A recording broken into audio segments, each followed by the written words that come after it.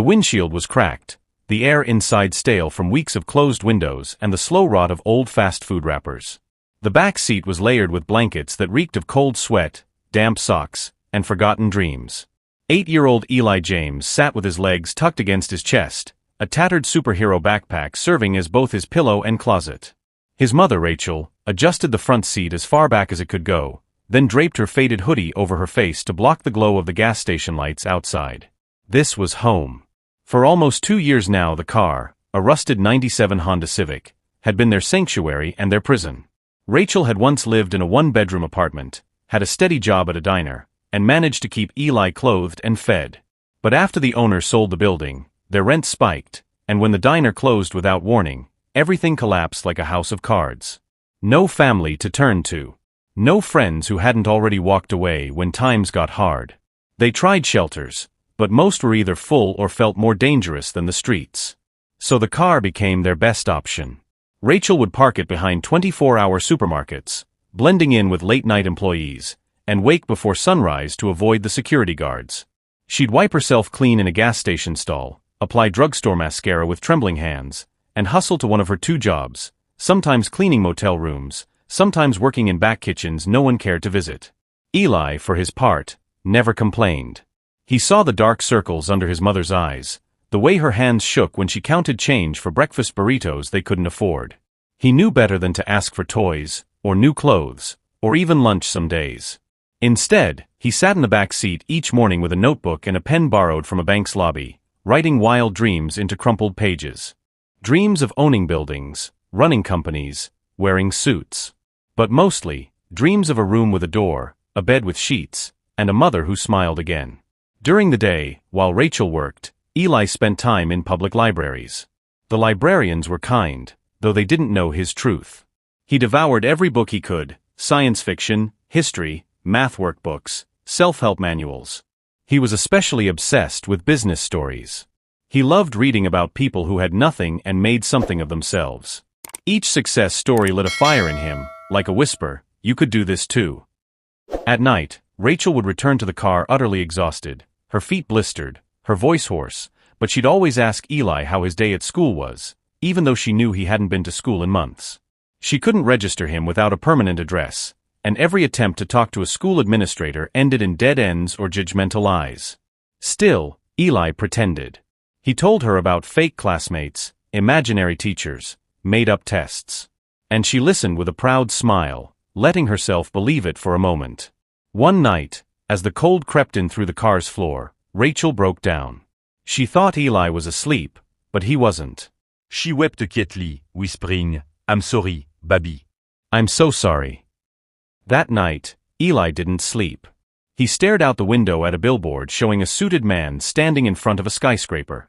The text read, "Dream big." Build bigger. And Eli whispered back to it, "One day he will." The next morning, he asked his mom if he could go to the library earlier than usual. She hesitated, worried about leaving him alone, but nodded. It was safer than most places. That day, Eli wrote his first business idea. It was sloppy, barely legible, and only half-formed. He called it FamShare, an app to help poor families find leftover meals from restaurants about to throw food away. He didn't know how to code. He had no device to build anything on. But he believed. And belief, at that moment, was everything. That evening, while waiting for his mom to return from a double shift, Eli sat outside the library near a vending machine. A businessman in a gray suit walked by, phone pressed to his ear, and paused when he overheard Eli talking to himself about user interfaces and crowdsourcing meals. The man glanced down. "What are you working on, kid?" Eli looked up, startled, unsure if he was about to get yelled at. "Just an idea," he said. "For an app to help families who don't have much." The man raised an eyebrow. "Really? You sound smarter than half the interns at my company." Eli blinked, unsure how to respond. "Thanks, I guess." The man smiled, handed him a business card, and said, "If you ever build it, call me." Then he walked off. Eli turned the card in his hand for hours that night, long after his mother arrived and fell asleep. For the first time in a long while, he didn't feel invisible. He felt seen, recognized. as if the universe had just winked back. The steering wheel in that car was cold. The blankets were thin. The nights were long and hungry. But something had shifted. A seed had been planted. And in that cracked Civic, parked behind a supermarket, a future billionaire dreamed, quietly but powerfully. Not of money, not of fame, but of a life where his mother would never have to say sorry again. Eli's fingers trembled as he copied words off the side of a vending machine: automated, wireless, refill tracking. Each word was underlined, circled, and rewritten in his tiny, precise handwriting. His notebook was nearly full, its corners bent and stained from weeks of floorboards and library desks. He didn't really understand how the tech worked, but the idea, the vision, that was alive. A vending machine that called home when it ran low, so the owner wouldn't waste time restocking. He called it Smart Pop. It sounded official enough to be taken seriously, at least in his head. Rachel hadn't said much lately. Her hours were longer now, doubles, mostly. She left before sunrise and came back after dark, her body folding into the driver's seat like a crumpled shirt. She'd always ask how his day went, but the questions had grown quieter, as if her voice had lost volume over time. He started lying. I read a lot, or a guy gave me a sandwich. He didn't mention the time he got shoved outside the gas station bathroom, or when a girl at the library told him he smelled like soggy Fritos. He didn't tell her that Mr. Keller never answered his email. Because Eli had tried. Using the library computer, he'd crafted a message: polite, professional, nervous. He'd copied the format from a how-to-network blog. And then he waited. And waited. And after 3 weeks, he stopped checking. But he didn't stop building. In the mornings, while Rachel brushed her hair in the gas station mirror, he memorized TED Talks with no sound. He watched CEOs talk with their hands, their eyes glowing like preachers in expensive suits. At night, he'd whisper startup pitches into the dark, pretending his blanket was an investor. We disrupt outdated systems. We're the Uber of snack delivery. Sometimes, Rachel would stir, murmuring, "You talking to me, baby?" And he'd lie again. Just dreaming. One rainy Thursday, his fortune changed, but not how he hoped. He walked out of the library and found a yellow ticket wedged under the Civic's windshield. Unauthorized overnight parking, subject to tow. His stomach dropped. His fingers shook harder than they had in weeks. They couldn't afford this. The car wasn't just a ride, it was the roof over his head, the mattress beneath him, the lock on their door. Rachel was too exhausted to panic. She just stared at the ticket that night, then folded it up like a napkin and tucked it into her shoe. She didn't cry. That terrified Eli more than anything. Over the next week, she sold 2 things: the small gold cross her grandmother gave her at graduation and her cell phone. The pawn shop guy didn't give her much for either. Eli stood outside pretending not to watch, biting his tongue so hard it bled. That night, they slept behind a warehouse instead of the usual grocery lot. Rachel kept waking up at every sound. But something inside Eli snapped, not in anger, but in need. Need to fix it. To flip it. He became obsessed with finding patterns, how corner stores stocked shelves, which aisles the most people visited, which items disappeared fastest. He asked questions to strangers, disguised as curiosity. What snacks do you wish were always stocked? Wouldn't it be cool if this machine just told someone it was low? One afternoon, he returned to the library and saw a flyer for a high school entrepreneur club's open session. Pitch night, anyone welcome. He wasn't in high school. But no one stopped him. He dressed in his best outfit, black jeans, a clean hoodie, and his mom's old blue sneakers. Inside a classroom that smelled like dry erase markers and ambition, Eli stood up and pitched, "Smart Pop." His voice shook. He forgot some of his lines. A girl in a blazer giggled. A tall boy whispered, "What's this, Shark Tank Jr.?" But the teacher, Mr. Devine, a sandy-haired man in a denim shirt, leaned forward with furrowed brows. "You made this up yourself?" Eli nodded. "You built a pitch deck?" "What's a deck?" Eli asked. The room laughed. Not cruelly, but enough to sting. He left without saying goodbye. The sidewalk felt like sand under his sneakers. He didn't cry until he got back to the car, where Rachel was asleep with a cold cheeseburger in her lap. He crawled in and stared at the roof, willing the tears to stop. And then, he grabbed his notebook. He flipped to a blank page. In shaky, angry strokes he wrote, "No one believes the kid from the car. Good. Let that be the edge." The next morning, the Civic didn't start. Rachel pounded the steering wheel, then lowered her head onto it. "I can't." I can't anymore, Ellie. But Eli was already climbing out, backpack over his shoulder. "I'll figure something out," he muttered. And he did. He walked 6 miles to a tech repair shop, offered to sweep floors or organize cables for free, just let him hang out. The owner, a middle-aged Filipino man named Carlos, looked him up and down and said, "You know how to keep quiet?" Eli nodded. Carlos handed him a broom. You break anything, you pay for it. And kid, if he catch you stealing, he will ruin your little life. Eli didn't break anything. In fact, he fixed 2 old PlayStations and a busted vending keypad in the first month. Carlos didn't say thanks. But he offered him a Sprite one day, no charge. Back in the car that night, Eli handed the cold can to Rachel like it was a paycheck. "For you." She smiled, held it to her cheek and said, "You're building something, aren't you?" He didn't respond. He didn't have to.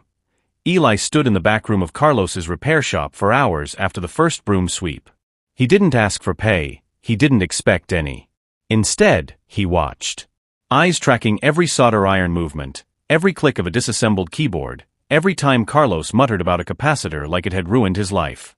For days, Eli swept, cleaned, fetched coffee, and occasionally handed Carlos the wrong tool. But he stayed. On the 4th day, Carlos grunted, "You got good hands for wire," and pushed an old Arduino kit across the counter. Fix the busted port. Don't free it. Eli didn't breathe for 10 minutes as he worked, hands trembling, every muscle tight. When the circuit finally lit up, Carlos slapped the back of his head gently and handed him a Coke. Not useless. That night, Eli lay in the car beside Rachel, staring at the cracked roof fabric, whispering every idea he had. Voice barely audible so she wouldn't wake. Microchips. Motion sensors. A vending machine that restocked itself based on demand. He didn't know how yet, but he was sure he would figure it out. At school, he stopped trying to blend in. He asked teachers questions no one cared to ask. He started going to the community college library on weekends to read tech manuals he couldn't check out. He stopped hearing the laughter when kids imitated him hunched over his notebook. By sophomore year, Mr. Devine handed him a flyer about a statewide youth entrepreneur contest. "They want someone who thinks different. That's you." Eli stared at the flyer like it might burn his fingers. Then he folded it carefully and slid it into his sock, the only place safe in a world where things went missing too often. Rachel got fired a week later. A customer had shouted at her. She'd shouted back. Eli found her sobbing behind the wheel, gripping the steering wheel so tightly her knuckles were white. That night, they slept behind a church.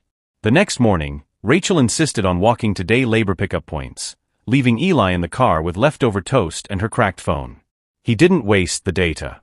He spent hours watching DIY robotics videos and basic app development tutorials. In Carlos's shop, he started fixing things Carlos didn't even ask him to.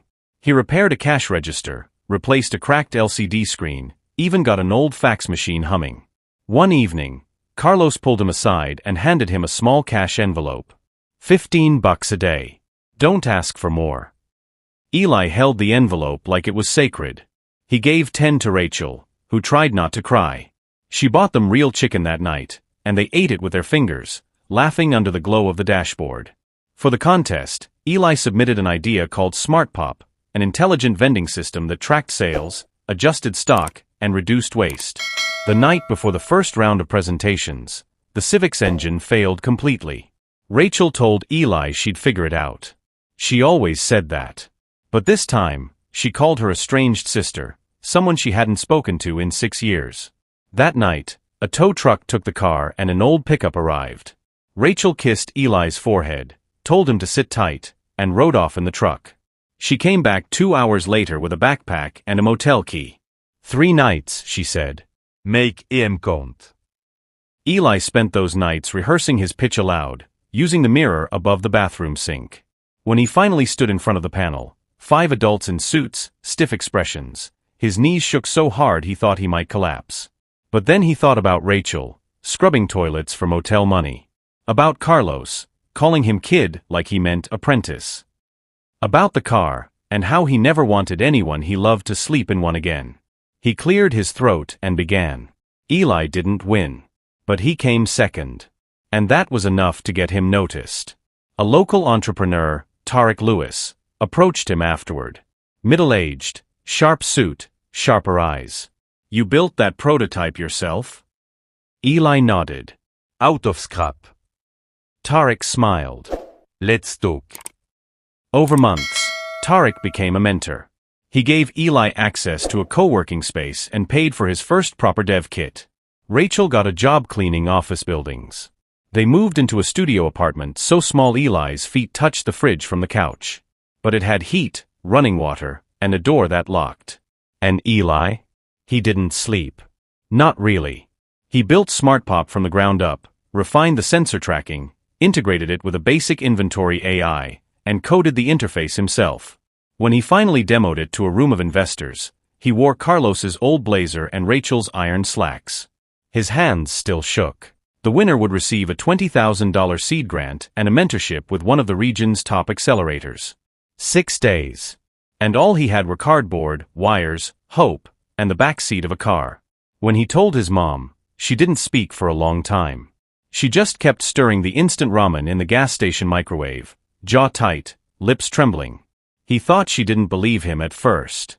But then she sat down beside him on the curb outside, exhaled shakily, and whispered, "You're gonna change everything, aren't you?" That night, they didn't sleep. Rachel took an extra shift, cleaning an auto garage until midnight. She used her tips to buy him a soldering kit from a pawn shop. Eli used the night shift Wi-Fi at Carlos's repair shop to download blueprints and watch DIY videos on mute. He built a mock user interface out of a repurposed tablet and begged Carlos for scrap motors. When Carlos saw what he was doing, he didn't say much.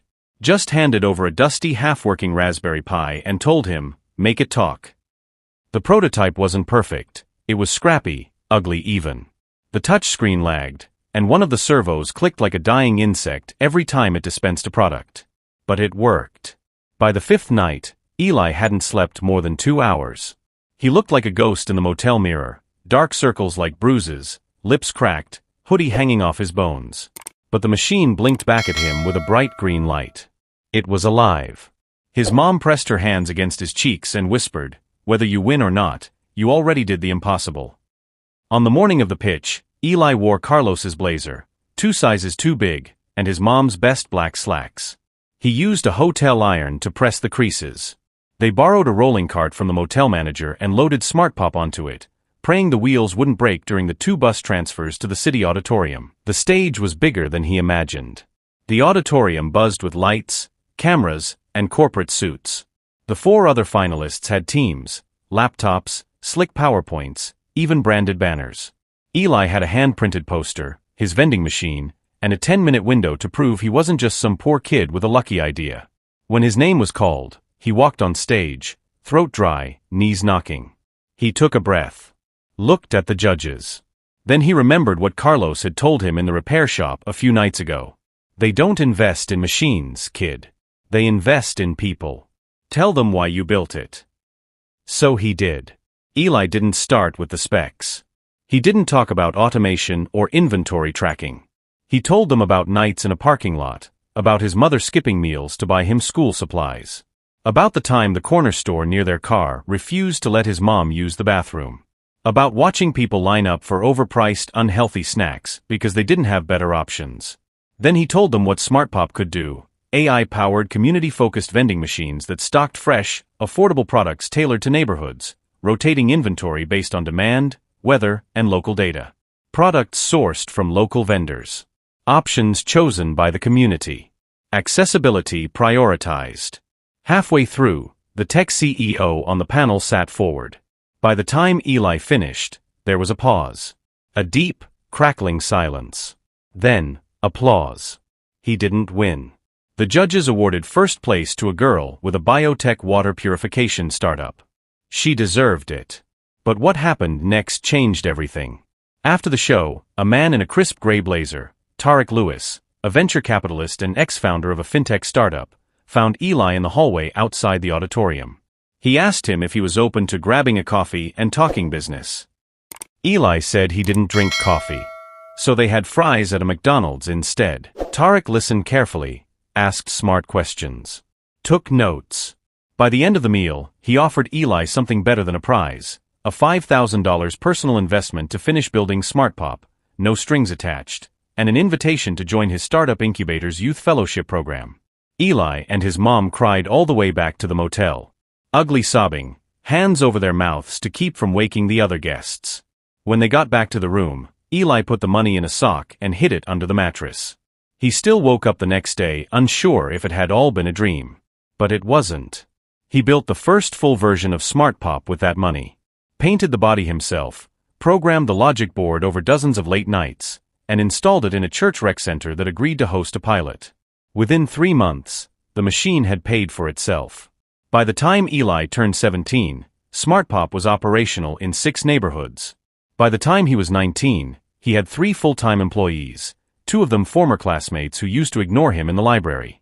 And now, sitting in his own office above a bustling co-working hub in downtown Chicago, Eli looks out the window as vending data scrolls on a holographic dashboard. He runs 5 companies now, SmartPop included, each one born from some version of a pain he once lived through.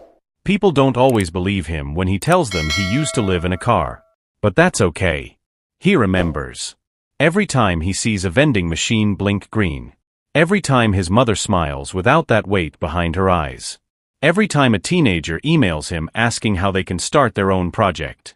And especially when he returns to that same parking lot where it all began, not in a rusty car, but in a van wrapped in his company's logo.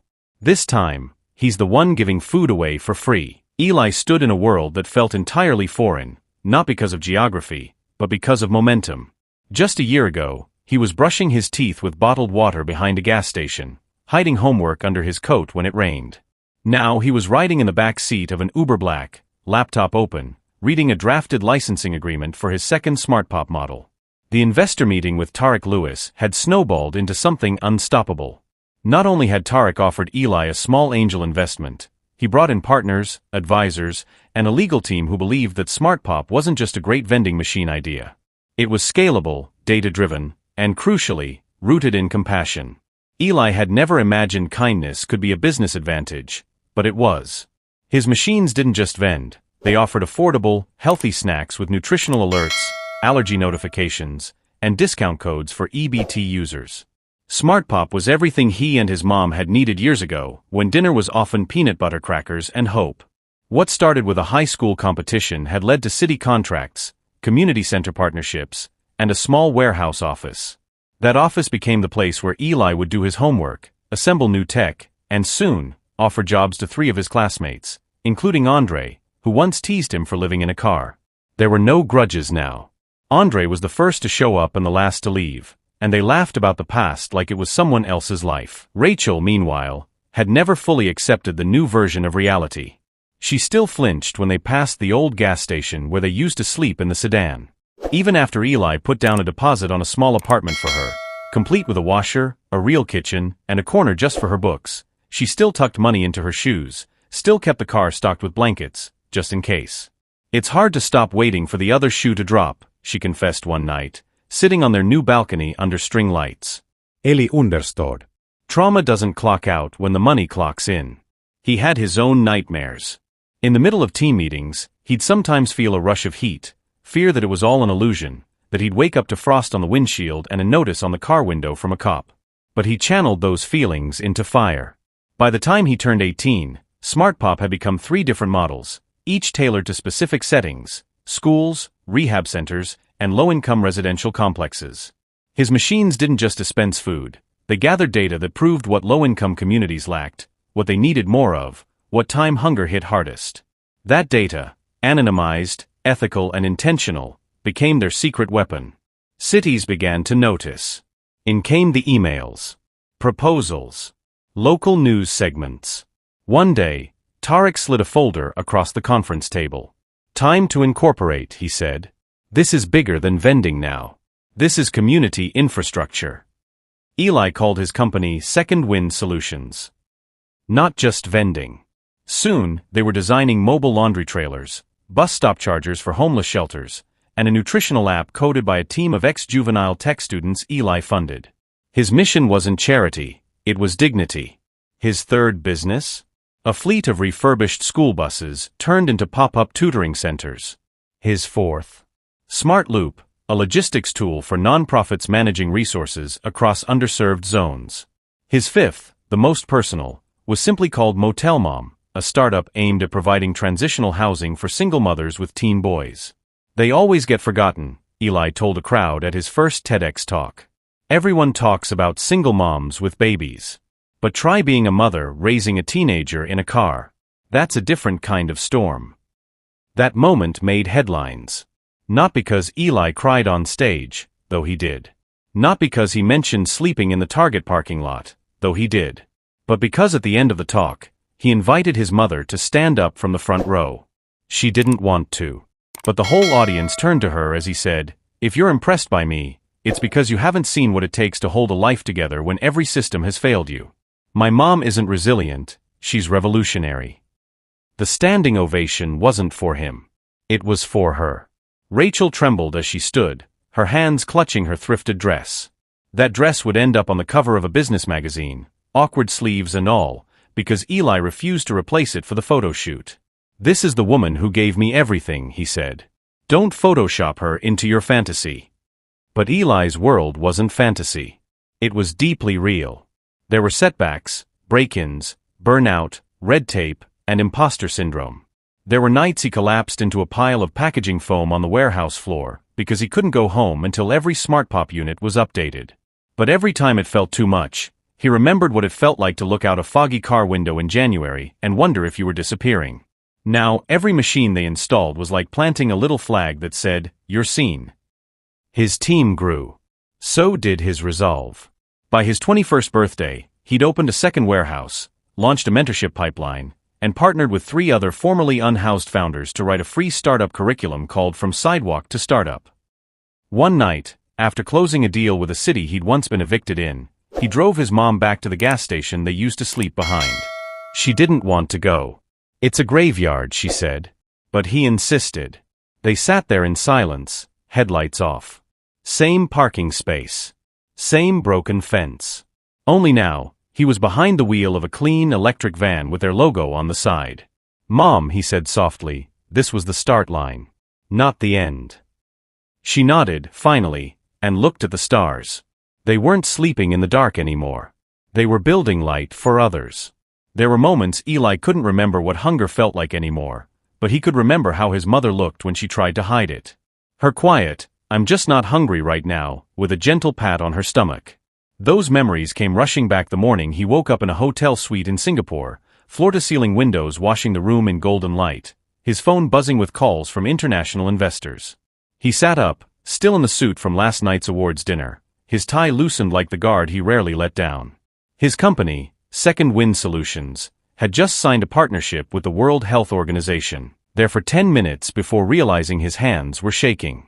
The dedication ceremony happened quietly. No big news outlets.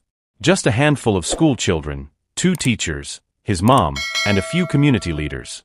The old gas station had been bought, gutted, and rebuilt as the Second Wind Community Hub. It would be a shelter, learning center, nutrition point, and job station, all in one.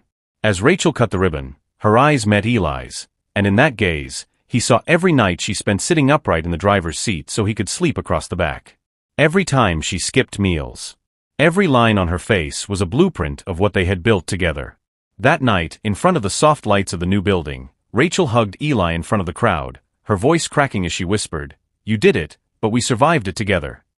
The crowd applauded, some cried. But it wasn't until later, when they sat alone on the steps, eating vending machine snacks from the very tech Eli once sketched on napkins, that the full weight of it hit him. "You remember that winter?" he asked. "The one where we slept with plastic bags in our shoes?" Rachel laughed, the kind of laugh that comes from the deepest trenches of survival. "I remember telling you the snow made us royalty because we got to wear crowns of frost." They both smiled. Neither cried. They didn't have to. In the weeks that followed, Eli returned to Oregon. Not just for visits. He began building a new headquarters there, on land that once belonged to Rachel's grandfather, long abandoned, now blooming with wildflowers. The company's new slogan, from cracked concrete to green futures. His younger staff began calling the journey the Eli method, not about strategy or tech, but belief. Belief that where you start doesn't dictate where you end. Belief that poverty isn't weakness. That struggle sharpens instinct. That love, especially the love of a mother, can be the strongest form of capital in the world. A Netflix documentary followed. Then a best-selling book. But through all the fanfare, Eli kept something in his wallet, a faded photo of them sleeping in the car, taken by a social worker who'd once tried to help. It reminded him of the beginning. Not of how far he'd come, but how deeply human that journey had been.